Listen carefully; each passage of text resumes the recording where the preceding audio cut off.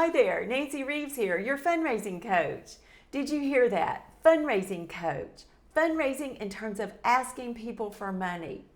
Let me say this, I never wanted to ask people for money, not for any charity I was involved with as a young adult. If at all possible, I dodged that duty. You've heard me talk about my never wanting to ask my friends to buy Girl Scout cookies for my daughter's troop. I cringed at the thought. That was not my thing. But what I realized is people wanted me to let them know when the Girl Scout cookies arrived. I didn't realize this. I learned the hard way their feelings were hurt because I didn't think to call them when cookies came in. I was so focused on me. In fact, I was so focused on my being uncomfortable that I missed the point. They really did want Thin Mints, Samoas, tagalongs. They looked forward to this time of year. Fundraising is sales. It's about telling someone about what you have to offer. In the world of philanthropy, it's about sharing with as many people as possible your mission of solving a problem or addressing a need.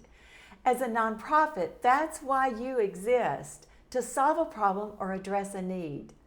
Let me ask you this, do you believe in your nonprofit's mission? If so, go out and say, this is good, we do great works, we solve problems, we address needs. Best of all, we change lives, we have proven solutions. You can do that, right? Whether you are a development director, CEO, executive director, board member, volunteer, you can talk about your nonprofit, yes? Well, here's the twist. What if you actually have not discovered you are good at asking people for money because you don't believe in yourself or your mission? That's possible. If that's the case, here's a simple solution. Go out and validate for yourself the mission is working. In other words, go to a beneficiary whose life or community has changed because of your organization's work. Spend the day with them. Spend the morning or lunch with them. In fact, do this every quarter. You will have firsthand knowledge of the incredible benefit of your nonprofit. Those stories you gather will give you confidence in the work of your nonprofit as well as yourself.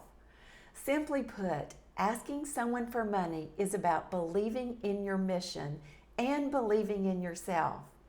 If you are afraid to ask for money, then you are saying, I don't believe in myself, or I don't believe in the programs offered by my nonprofit organization. In summary, you now know what to do. Find those beneficiaries and plunge deep into their stories, and then sell your programs and activities by talking about the wonderful things your organization is doing. And do it with confidence. People in communities have problems and needs, and your organization has a solution. Donors are the heroes, an avenue to help your nonprofit. Go out there and ask people for money. One more thing to share with you.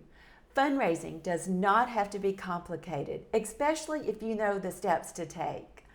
One of the things I've realized from coaching nonprofit leaders is fundraisers, new and experienced, are stopped in their tracks by one thing. That led me down the path of creating a quiz, so you know the one thing holding you back from reaching your full potential, from knocking fundraising out of the park. In fact, you can take this 60-second quiz right now while it's available and find out your number one fundraising blocker. To find out what's holding you back from bringing in big gifts year after year. All you need to do is click the link here, take the quiz, and uncover your number one fundraising blocker. See you next time. Bye for now.